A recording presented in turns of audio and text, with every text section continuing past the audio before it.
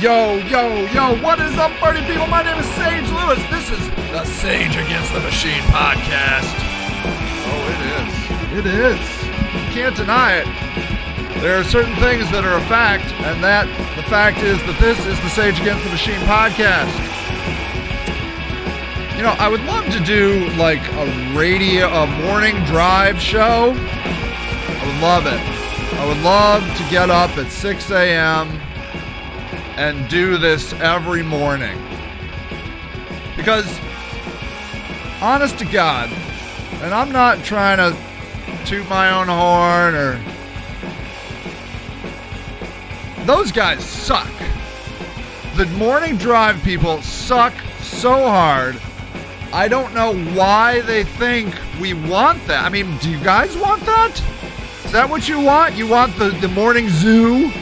The morning zoo? Ugh, so gross. So gross. There is a, what is it? WNIR? Hold on. What is that show? What is that? WNIR. WNIR. Is that the one? I think this is it. So, yeah, never mind. Man, another quality transition by Sage Lewis.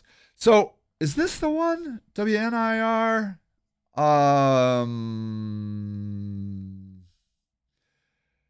Okay, so here is the deal.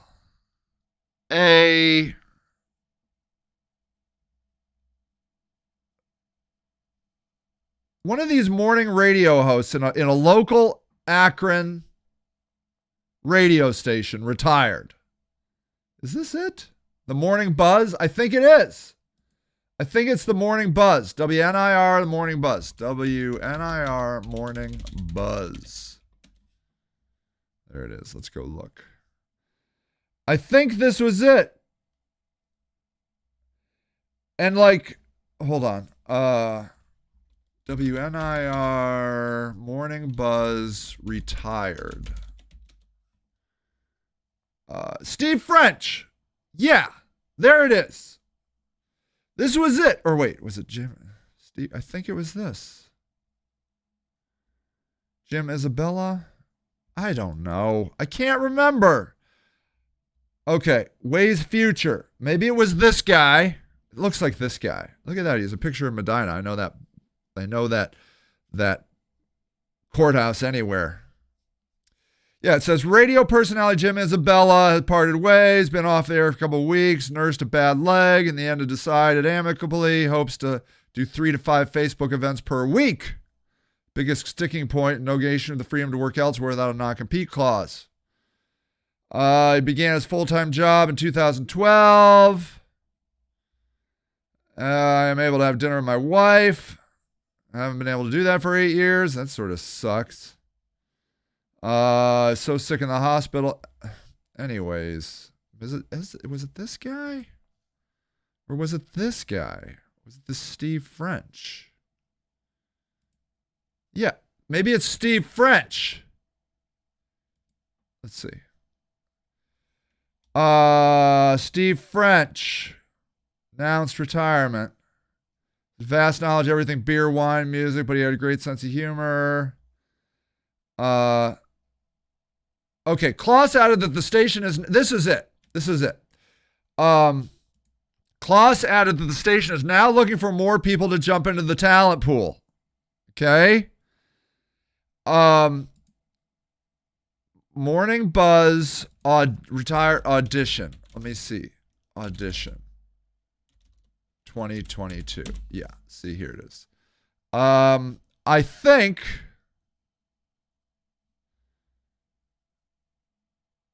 This... All right, look. This is what I think. I can't remember. I thought it was this show.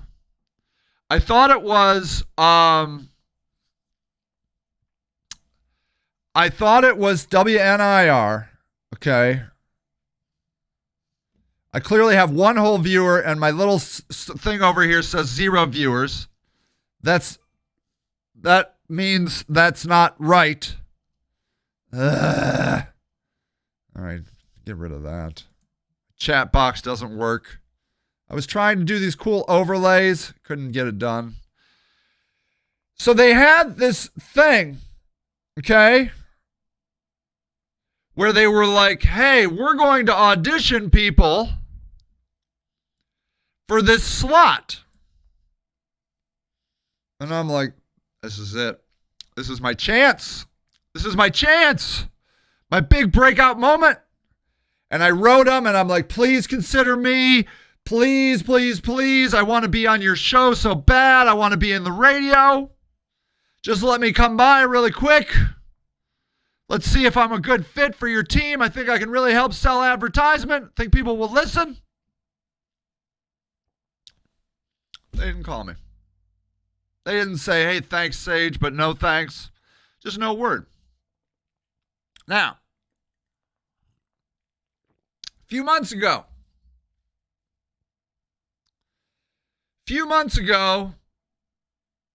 a friend of mine wrote, and he's like, hey, Sage, there's this homeless organization up in Cleveland that is looking for 3 new positions. Like, I don't know. 3 homeless positions. They're like, this group is an outreach program. They do really great things in the homeless community. I'm going to write you a recommendation. I really think you should get on there. I really think you should apply for those jobs. To which I said, cool.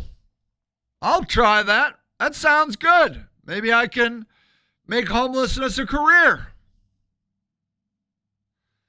I put together a resume, super nice resume, sent it out. Nothing. No word. 0 words. Not, hey, thanks, but no thanks. Just nothing. As far as I can recall, and I could be wrong about this, but I think I'm true. I have been employed with a traditional job. I'm 51 years old now. I have been employed one time.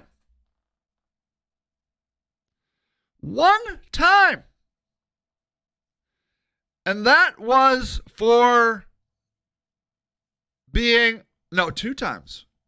Now I think about it, twice. Both times, substitute teaching. I was a substitute teacher at Akron Public Schools, and I was a substitute teacher at Spring Garden Waldorf School. I was over at East High School once, and this teacher comes up to me. She's super pregnant, and she's like, hey, Sage, I'm going on maternity leave, and I need a long-term sub. And I'm like, oh, that's interesting. And I'm like, what do you teach? She's like, I'm a biology teacher. And I'm like, whoa. I don't know anything about biology. And she's like, that doesn't matter. She says, the kids like you. And what's important here is that we get a substitute. And then I figured it out. I'm like, oh. There's only one reason I got this substitute job. They're desperate. I mean, desperate. I think if they had any choice in the matter, they wouldn't have hired me. There's just such a desperate need for substitutes that they even hired me. Made me feel really good, though, considering I got a job. Like, wow. Turns out I don't like substitute teaching.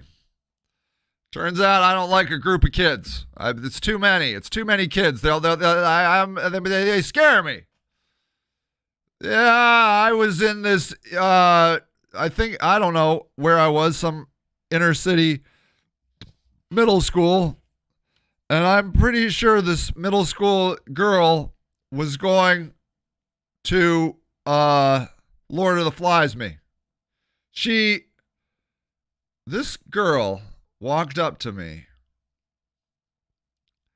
She has her biology book. It was a biology book. I don't know why biology. She has this big biology book, and she stands in front of me, and she slams it on the ground, like super loud, like wham, and it makes a huge noise, and everybody like quiet. And she's like, "What are you gonna do about it?" And I'm like, "Oh, she got me. What am I gonna do about it? What am I gonna do? What am I gonna do?" This room, I was in the science wing. It had one of these emergency showers, like if you got chemicals on you. They turned it on. It turns out they didn't plumb it right. The water didn't drain to the drain. They filled the classroom with water. I'm like, this is a nightmare. This is a total nightmare. I'm like, I'll take homeless people any day of the week over these middle schoolers. And I'm like, that's good. I'm done. Although I was just talking to my wife about it. They're like, she's like, I think they pay $200 a day now. And I'm like, I could just go in there and I'd be like, look, it's phone day. You're on your phone. I'm on my phone. No killing each other. No screaming. I don't care what you do. And we're good. Because that's what I realized. They just need raw meat. They just need bodies to run those frickin'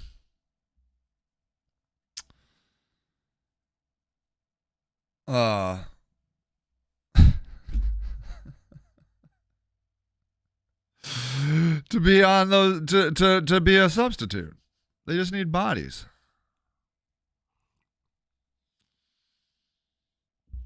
And I'm like, that doesn't count. Getting hired as a substitute teacher doesn't mean somebody would actually hire me. It all became clear one day, several years ago, many years ago, 10 years ago, I don't know how many years ago, some years ago.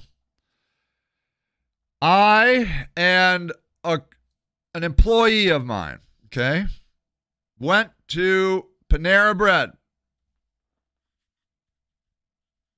to meet a client who, incidentally, his nickname was Weasel in high school, and he seemed really proud of it. And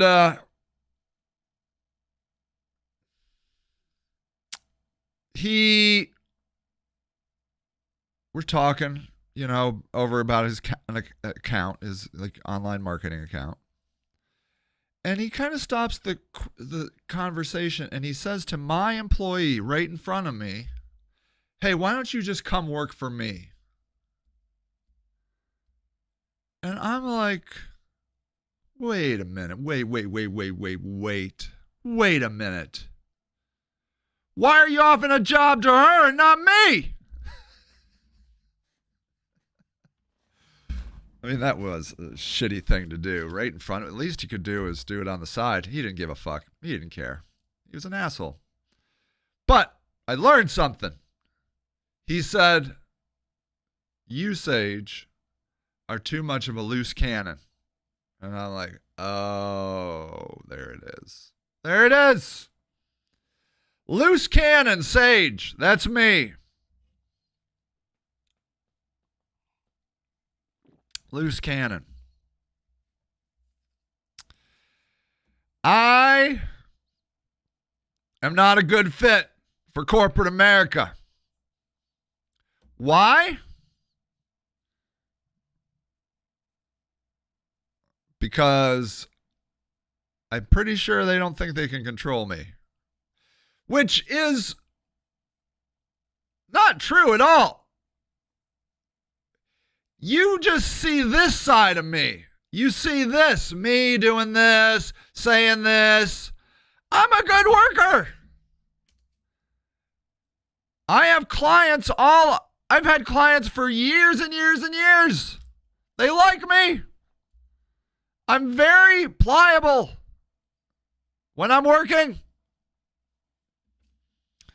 But I think they're scared of me. They don't want me in their organization. Probably think I'll start a union, which I probably would.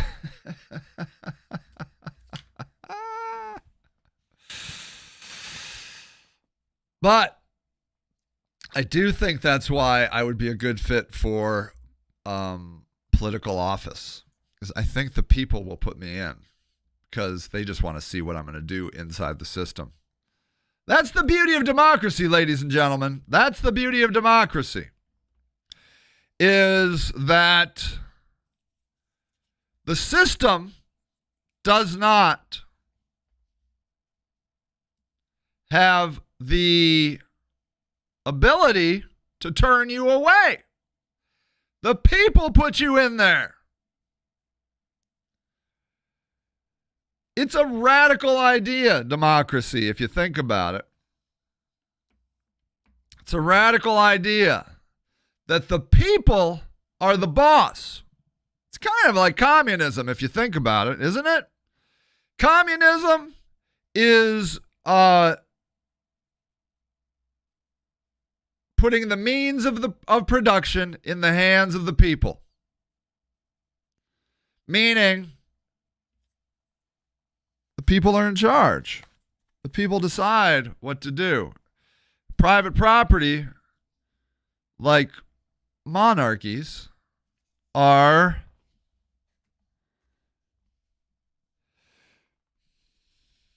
problematic because, it's easy for corruption. If there's no oversight, if the people have no oversight, then they can do whatever. The monarchy can do whatever they want. And that's what private businesses are. They're monarchies. I am not a communist. A communist friend of mine said, I thought you were a communist. No, I'm not a communist. I need to write that down. Hold on. 17, not a communist. 17, because I might do a clip. 17, not a communist. Hold on. I'm going to try and move clips. All right. I am not a communist. And you should be able to look at me pretty easily and understand that I am not a communist. I think the communists would throw me out. I run businesses. I have employees. I have rental properties. I am a capitalist. And I think that should be pretty obvious. Now, why am I not a communist? There's a couple reasons. The first reason is, have you ever worked in an organization where the people are in charge? Co-ops and, there are organizations like a nonprofit, for example, What I can tell you is that, first of all, most people don't want to be in charge. They're busy doing other things. And when you're in charge, that means is you got to have a hell of a lot of meetings. You got to meet and talk about the organization, and then you have to go back and do your work. I'm telling you, most people don't want that added responsibility. I'm just telling you how it is. Secondly, they don't want to make the tough calls. They want a scapegoat. They want to put the blame on somebody. Let's fire that CEO. If they have to make the tough decisions, they're going to be the people that are going to be scapegoated.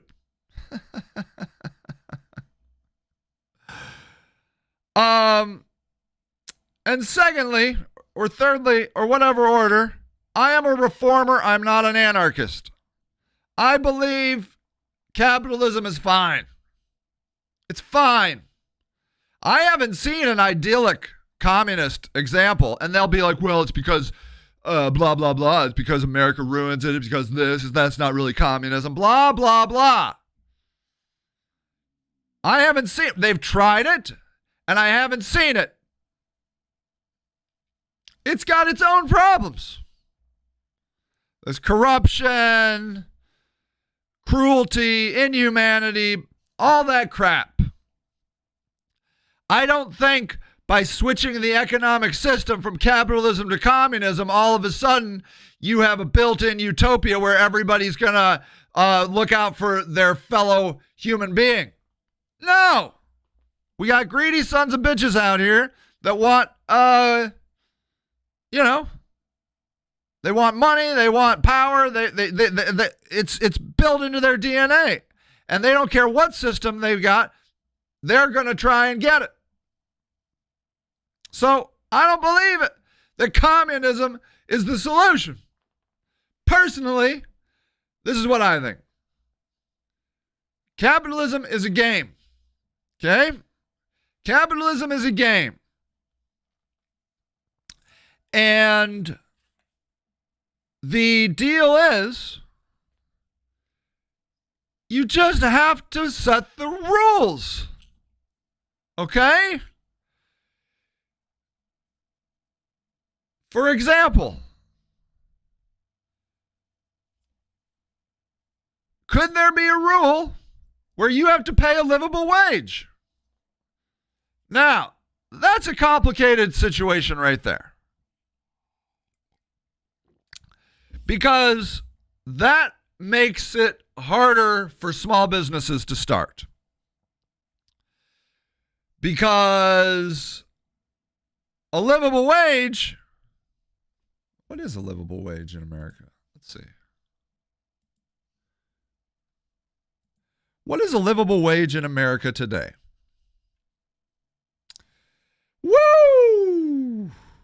The median annual livable wage, defined as the minimum amount you need to cover expenses while saving for retirement, is $61,000 per household. Oh, wow. What's a livable wage?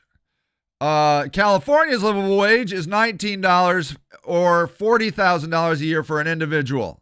Okay? A family of four, $101,000. Okay? So, here, let's look at this. Ohio, $46,000. Is this for each state? Livable wage. Livable wage. Is that by household or by person? How much it will cost you to actually live in each state? It says, more specifically, the income needed to support 2 adults and 1 kid. Okay? 2 adults and 1 kid. $57,000 over here. $48,000, $52,000. Okay? Now, if you're going to have a 1-income family, that means you're going to have to make basically $50,000. Okay? $50,000. What we found out over here, it's about, $40,000 is about $20 an hour. Okay? We'll call it $20 an hour. Let's call it, you're going to need at least $20 an hour. So, could you make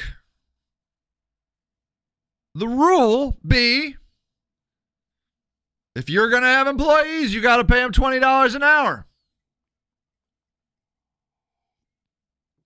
And this is where the sticky wicket comes. Okay?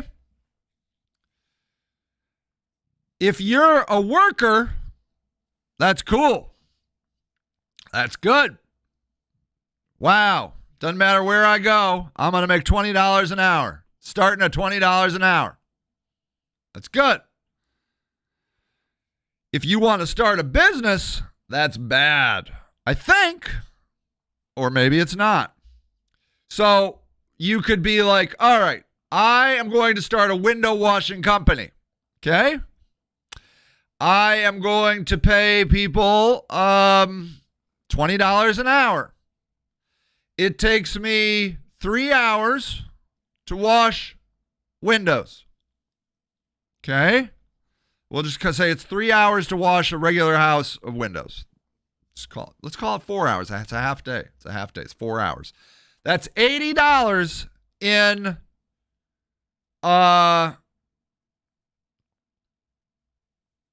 salary. Okay? You pay somebody $80. You charge $200. You made $120. You didn't have to touch a window. You didn't have to get up on a ladder. All you had to do was be like, you were the middleman. Somebody called you and said, hey, I want my windows washed. You called your window washer and you're like, hey, go and wash those windows. You're like, all right, I'll be over tomorrow. He earns $80. You earn $120. That seems fair, doesn't it?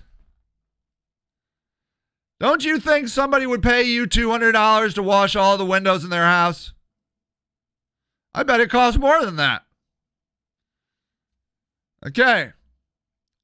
Let's figure out McDonald's. $20 an hour. How many burgers? You got 4 people over there. Let's say you got 4 people running. Let's call it 5 people. It's $100 an hour. It's $100 an hour. Okay, for 5 people at McDonald's. It's $100 an hour for employees.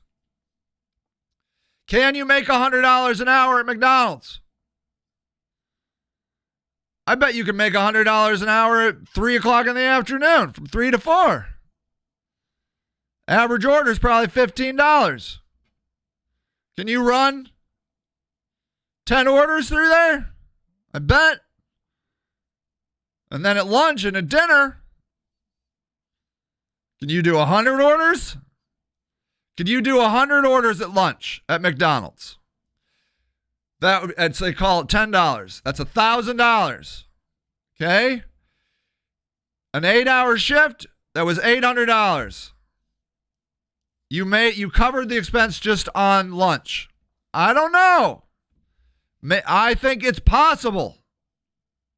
I think it is possible that we could be paying people $20 an hour. Now, and here's where it's not so much capitalism as it's lobbyists. It's almost democracy. Okay? It's not the capitalism that's the problem. It might end up being the democracy that's the problem.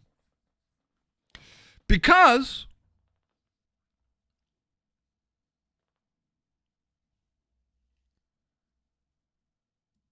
a person says, hey,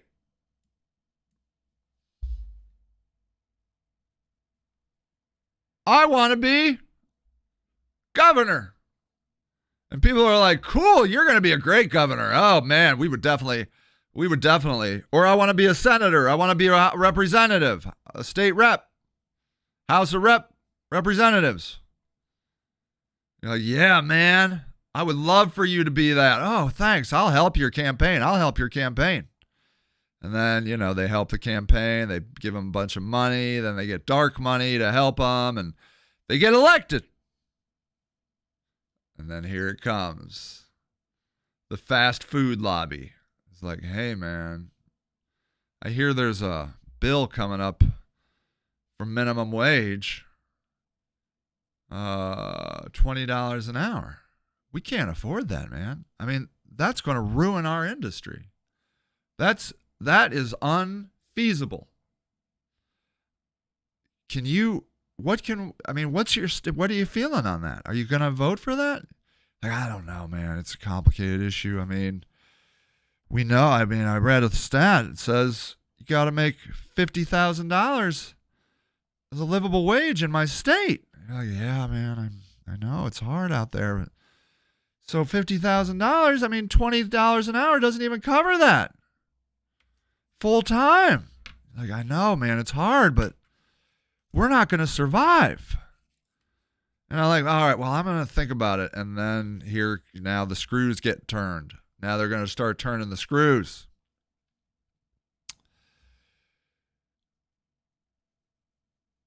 And they're like, oh, look, man, I don't mean to be this way, but fast food lobby is solidly against this $20 an hour deal. And we need you to vote against that. You're like, man, I don't know, man. No. We don't ask for much. You need to vote against the $20 an hour thing. And then guess what happens? If he votes against it, they help him get reelected. If he votes for it, they find another patsy, another representative. You get it, right? I don't need to explain this all to you, do I? I don't need to explain this all to you.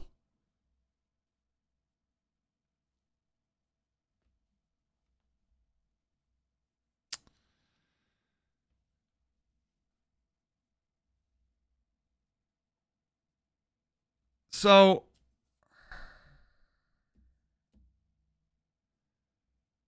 it might not actually be the democracy. I mean, it might not be the capitalism. It might be the democracy. Because we know that money influences campaigns. And money comes from people with money, which are lobbyists and corporations.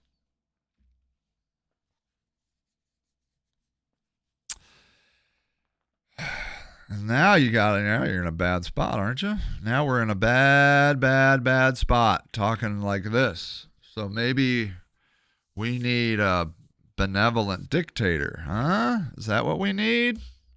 Somebody that will say, hey, you're going to pay $20 an hour.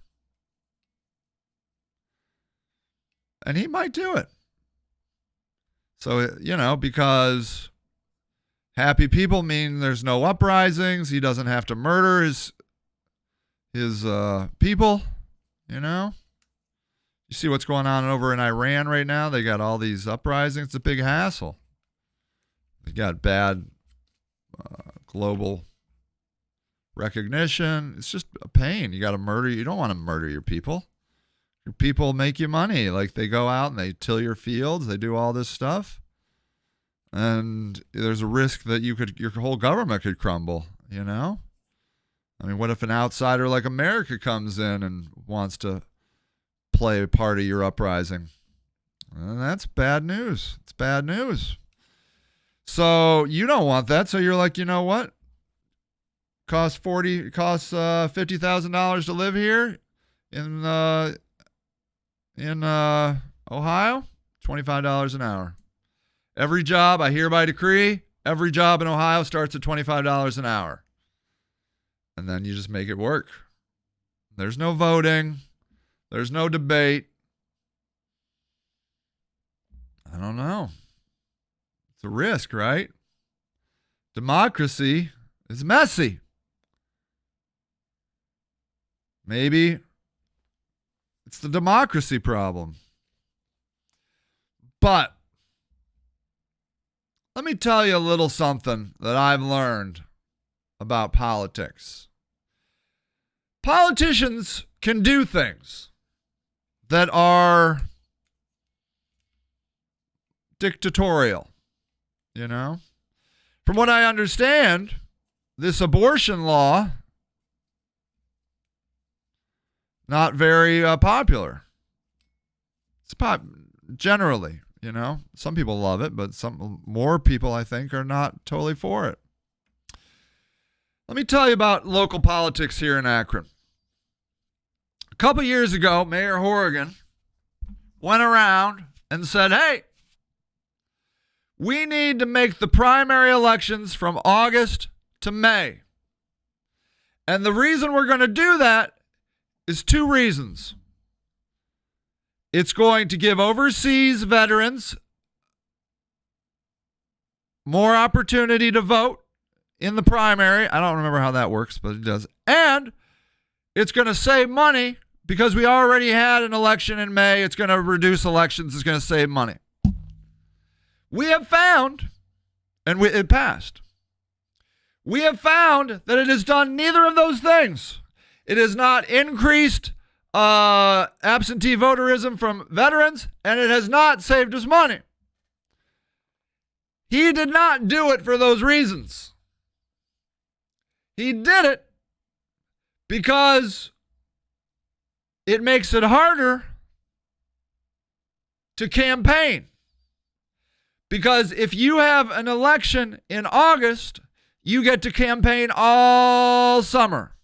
Get to do the parades. You get to go house to house. You're walking around. It's nice outside. If you have an election in May, the campaigning happens all winter. And let me tell you, I'm out there on my bicycle, 40 degrees and rain. It's not nice. It's not nice. There's no parades. There's no park events. People are indoors. That's good for an incumbent because then somebody running against them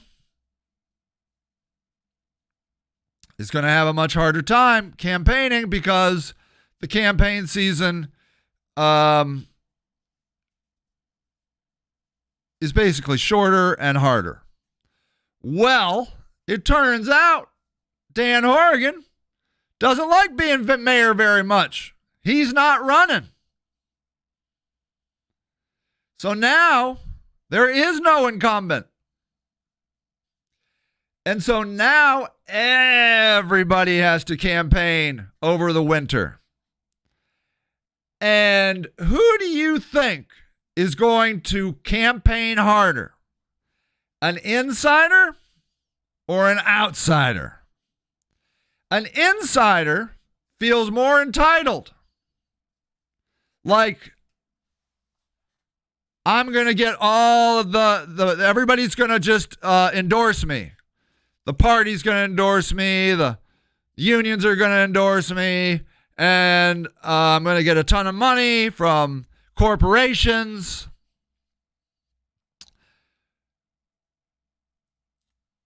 The problem is, voters still have to vote for you.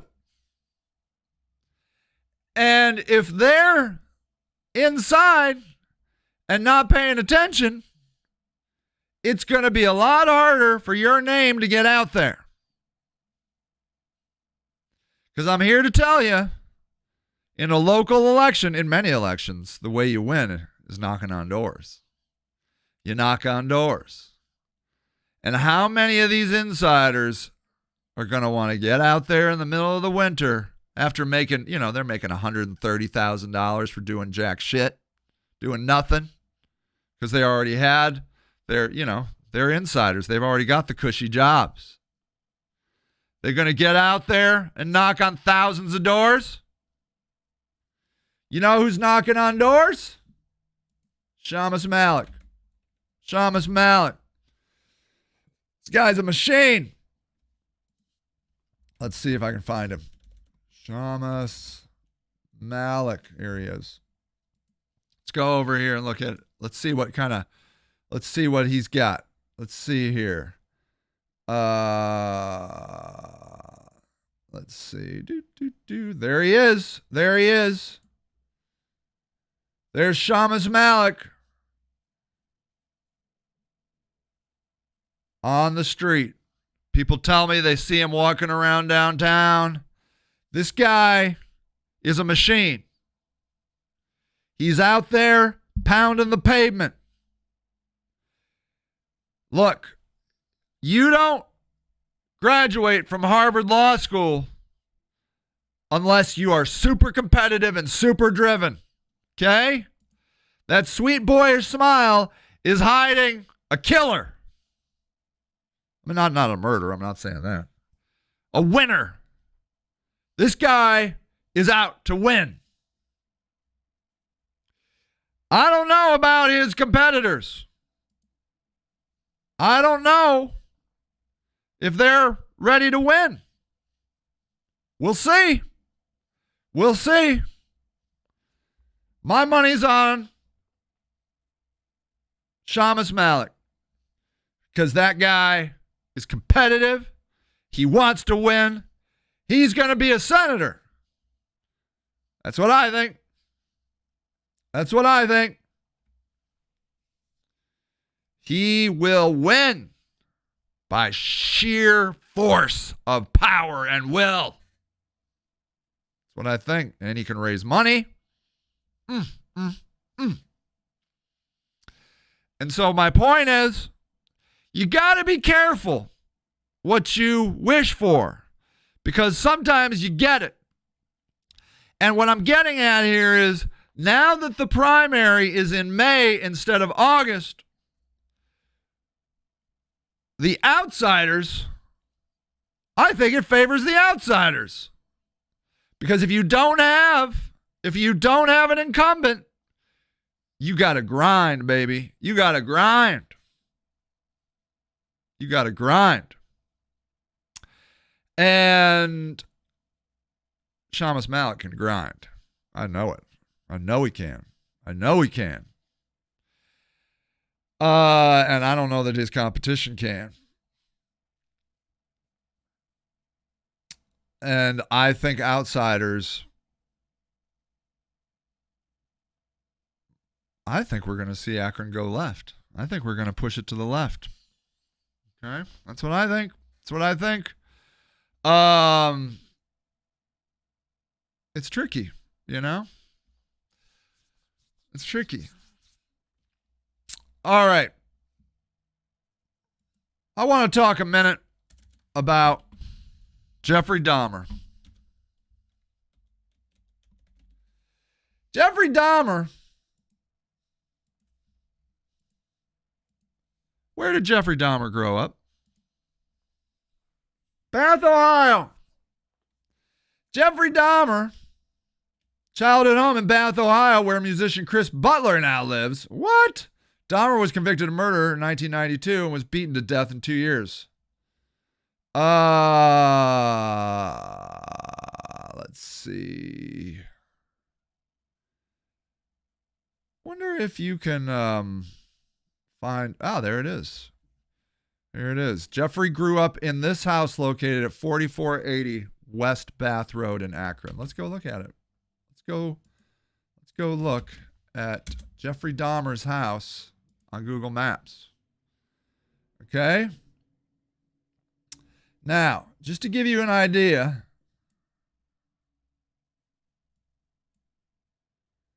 Okay, where do I live?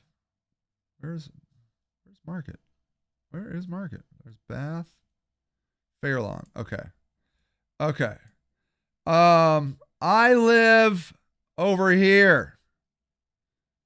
Hold on. I don't want to put in my address, but I want to put in Jeffrey Dahmer's address. I live 6.7 miles away from Jeffrey Dahmer's house. Okay? I live 6.7 miles away from Jeffrey Dahmer's house. No! Hold on. Let's look at it. Okay. Is this the house? 4480 West Bath Road. There's 4468. Is this it?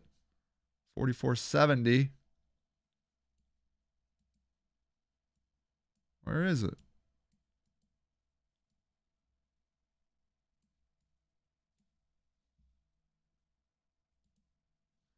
Is this it? This is it. Let's see. Can you see the address? Ah! I think this is it right here. It's up this road. Okay? Oh, isn't that nice? It's a nice country road, Bath Road. There it is. Idyllic. He went to Revere. Revere, pretty hoity-toity place. Are you watching the Jeffrey Dahmer stuff on Netflix? I just finished the series, the 10-episode series. I was riveted. Riveted, I say. Now, the reason I was riveted was for many reasons. First of all, Jeffrey Dahmer, crazy as fuck. Crazy. You take Hannibal Lecter. Hannibal Lecter ain't got nothing on Jeffrey Dahmer. That's all I'm saying. Jeffrey Dahmer was doing stuff to corpses you wouldn't even think to do.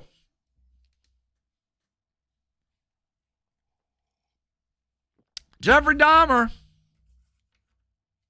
doing crazy stuff. Just crazy. Can't even believe it. You're like, what am I watching? I can't even believe this guy. I'm not even going to get into it. You go watch the episode series if you want to know. I just know this. It's the craziest shit you've ever heard in your life. I'm telling you. I challenge you to come up with crazier things to do to human bodies. I challenge you. I don't think you can do it. I do not think you can out crazy Jeffrey Dahmer. I don't think you can do it. Don't even think you can imagine it. That's what I think. Now, this show is problematic. My wife tells me that the victims, families, hate it. They don't want it on. They don't want it. They don't want to be a part of it. They didn't ask for this. The show didn't ask them permission. They just did the show. And they featured their loved ones very prominently. The other problem is a lot of them are black and gay. So there you go again. Black people not having a say in shit. Not very woke, if you ask me. Jeffrey Dahmer series not very woke. Didn't give a fuck about the black victims and victim families. Okay? Apparently, they're not giving any of the money to the victims either. I don't know where the money's going, but it's not going to the victims. Nothing. Didn't talk. I don't know. That's what my wife tells me. If I'm wrong, you let me know. That's what my wife says. She says, I read about it. The victims, nobody cares. That's a problem. The other problem is you're humanizing the craziest serial killer maybe in the history of humanity. Okay? Humanizing him. Jeffrey Dahmer series.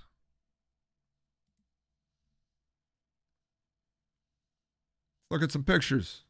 Look at some pictures. There he is. There he is. Absolutely, positively, Jeffrey Dahmer is a multi-dimensional character in this series. He is absolutely not a two-dimensional evil villain. He absolutely has been humanized in this show.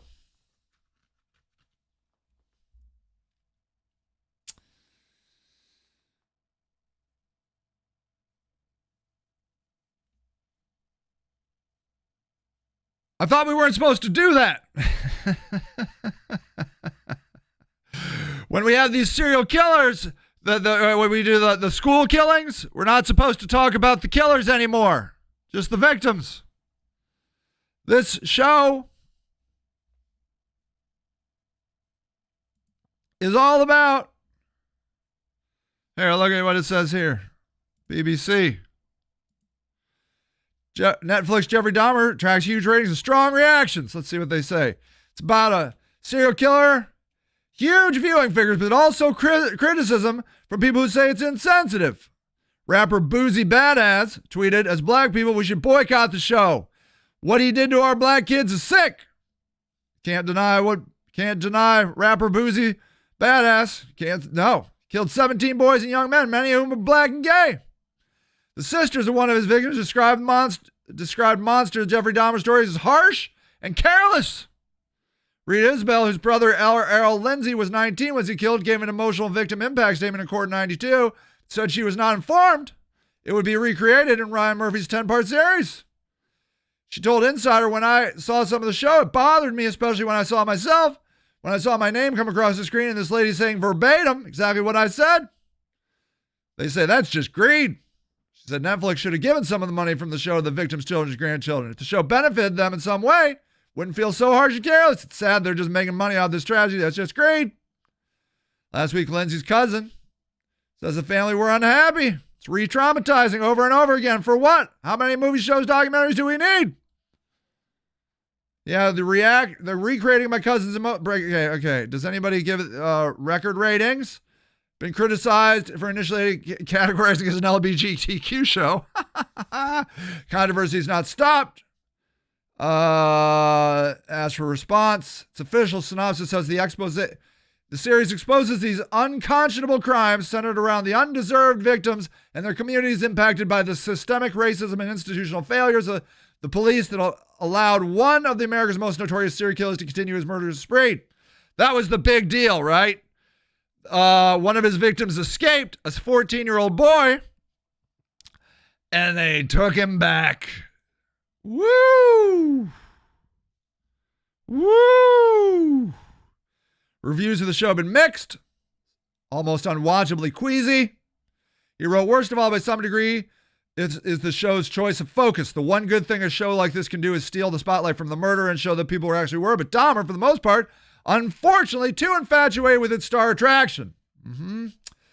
Hollywood Reporter called it an infuriating hodgepodge, reducing most of the victims of their family to their pain is closer to exploiting the pain. Okay, and that's the end. That's it.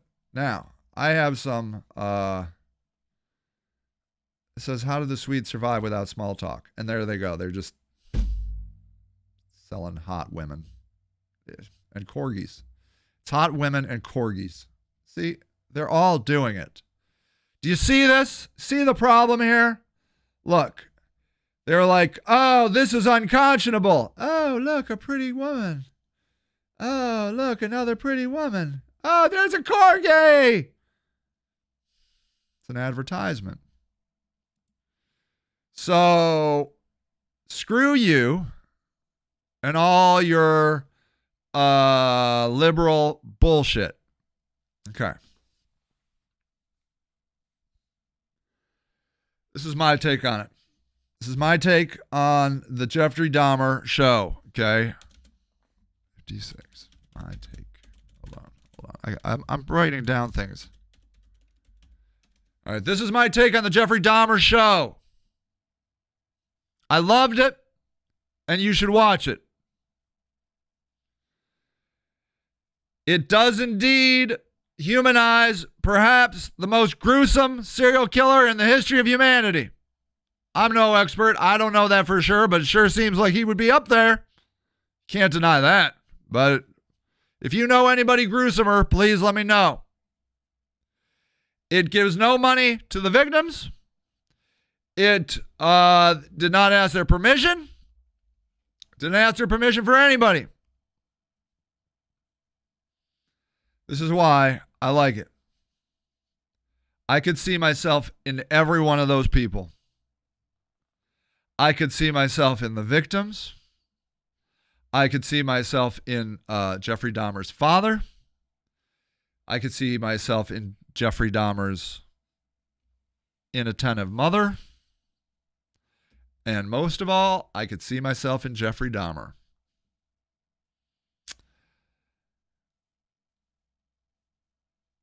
Now, I don't, not saying I got an infatuation with roadkill or, it's not like that. What I'm saying is, we all have dark sides. All of us. And most of us don't act on them. Here comes a spoiler alert. If you don't want to hear this, then whatever. But at one point in the show, Jeffrey Dahmer's dad said, I think he got this from me. I think because I had ideas like this when I was his age. I thought about these kinds of things. But then his second wife is like, but you didn't act on them. He's like, I know, but he probably got them from me. And that's a symbolic point in the show. All of the evil people in society are not becoming evil, for lack of a better word. I don't know if there's evil. Is Jeffrey Dahmer evil? They don't come up in a vacuum. There's many reasons why people become who they become, whether good or bad. Another famous Akronite, now technically Dahmer is not an Akronite, he's from Bath, but, very close, is I Promise School founder LeBron James. LeBron James' mother was used crack. And in fourth grade, he was absent 100 days. Now, the parallels are, both of these people are on the extreme sides of everything. Jeffrey Dahmer had unbelievably extreme, terrible ideologies. LeBron James may be the greatest basketball player to ever live. If LeBron James had not been taken in by one of his coaches to live when he went to St. Vincent St. Mary, it is quite possible, very possible, we would not have had LeBron James. It's quite possible. Could have died, could have gone to jail. LeBron James was cultivated. I believe to some extent Jeffrey Dahmer was cultivated. Okay? By many things. They say that his mom was taking some weird medication. They showed his dad being kind of not around when he was young. Cultivated. I believe these things are often cultivated. Do you've ever heard people say, what if they had let Hitler go to art school? Cultivated. I believe nature and nurture work together.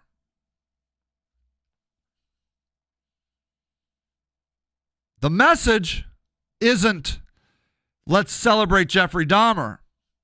The message is, let's not let a Jeffrey Dahmer happen again. When a black woman calls the police 50 times and they disregard every one of her calls because she says some crazy crap is going on next door in her apartment building and nothing happens, let's not let that happen again. When you find a young person who is attracted to things like roadkill and murder and has sociopathic tendencies, let's not ignore it. Because maybe you can change the trajectory of that person's life for good or for bad. People do not live in a vacuum. I feel that's the message, and I feel that we all have responsibilities to the people around us in our communities, and we have responsibilities to ourselves to listen to our internal talk and to know when we maybe need help. Not just when we're thinking about committing suicide, which is talked about a lot, but what about we have fantasy ideations about rape or pedophilia or murder, but we're too afraid to go talk to somebody about it? Or what about if you're the father and you see these things and you're too afraid to get help?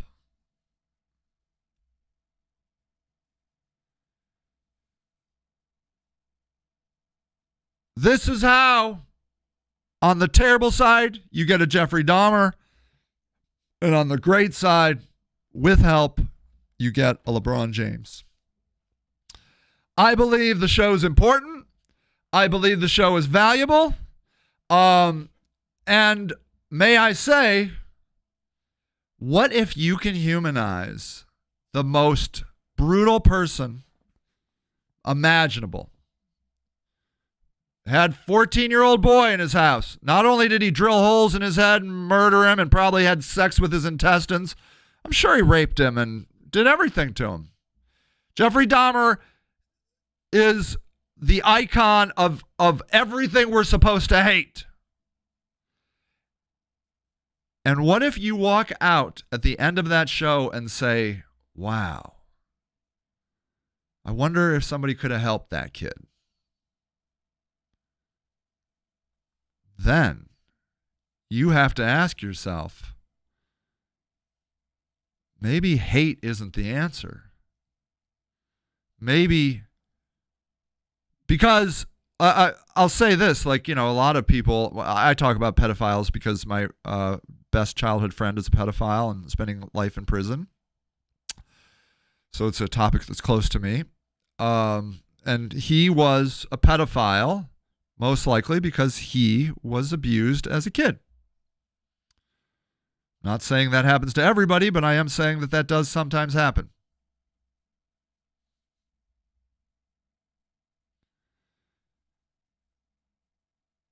And instead of hating him, what if we said, hey, I wonder if next time we could see this either in ourselves or in a family member or a friend and stop it from happening. The only way that's going to happen is to let go of the hate. Because if you hate them, then you don't care. You're like, they should die. Well, fine. Jeffrey Dahmer died, but not before doing all those terrible, terrible, terrible things. You got your wish. Jeffrey Dahmer's dead. Congratulations. That hardly matters to the 19 people he tortured and brutalized and just unbelievable things. Your hate did not protect them. Your hate just filled your heart with hate and vengeance. It did nothing. These people say we should get rid of all the pedophiles on earth. Okay, fine. That does not stop pedophiles from brutalizing their victims.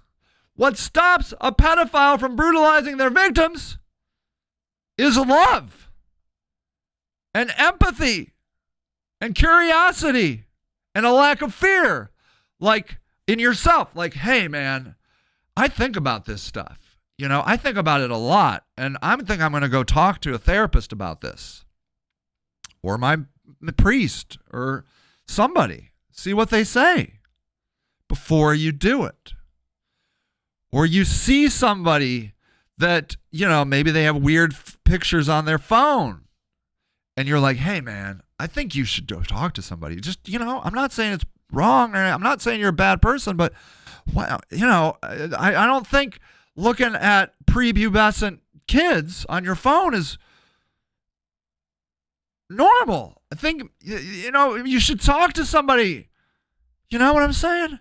Hey, man, I saw you kill that cat and cut it up. Maybe we should go talk to somebody. Because what we're doing is we're like, hey, man, there's nothing wrong here. Let's just ignore it. Let's just ignore it. Let's just ignore it.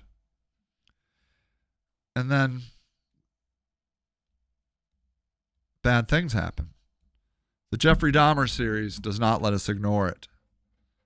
And hopefully allows us to have civilized conversations that are not based in hate and animosity, because that just buries it. When you just hate a pedophile, I hate pedophiles. Pedophiles should die. You know what that's going to do to a person that's thinking about pedophilia? Shut up. They're going to just stop talking. It's dangerous for somebody that thinks about pedophilia. You lose your job. You could be ostracized by your family because people hate you. They hate you. And so you don't talk about it. You don't say anything. And the next thing you do, then you act on it. And now, so who's to blame? The pedophile or the people that hate the pedophiles that make them go underground?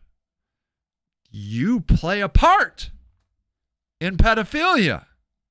The people that hate pedophiles play a part in continuing the cycle of burying pedophiles, making them feel unsafe and unwelcome and hated, and so they don't talk to anybody, and then they act on their instincts.